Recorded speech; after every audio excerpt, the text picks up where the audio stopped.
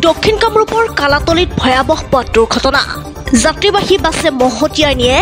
9 বছৰীয়া শিশুক থিতাতে নিহত হয় কণমানি শিশুটি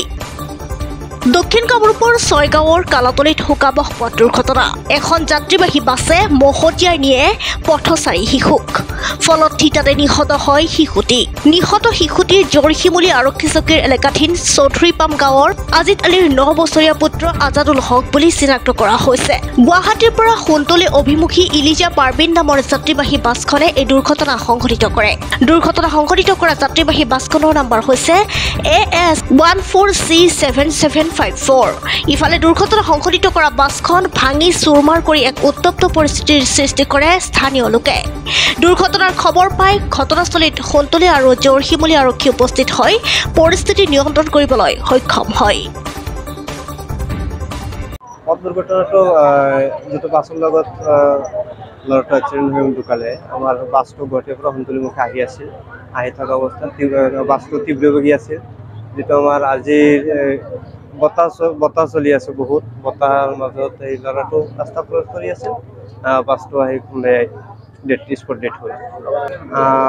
12-13 বছৰ একদম এক্সিডেণ্টৰ 200 মিটাৰ ওচৰতে চৌধুৰীপাম গাঁও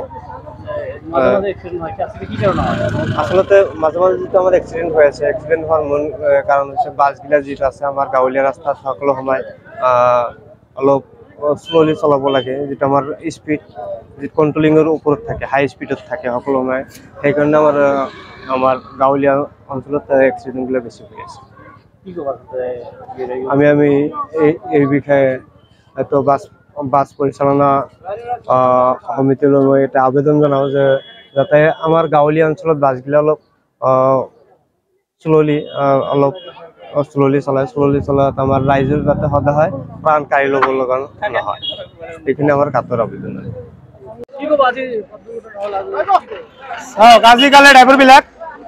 আজিকালি ড্ৰাইভাৰবিলাক মদৰ বটল লৈ পেলাই গাড়ীত লৈ পেলাই খাই খানে গাড়ী ৰানিং চলাই আছে আমাৰ হেতু গৰাই মাৰি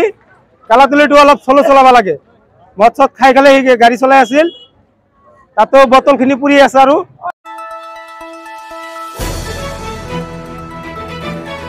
দ্য নিউজলেণ্ডছ অবিৰত তথ্যানুসন্ধান আপোনাৰ সেৱাত খবৰ সন্ধান দ্য নিউজলেণ্ড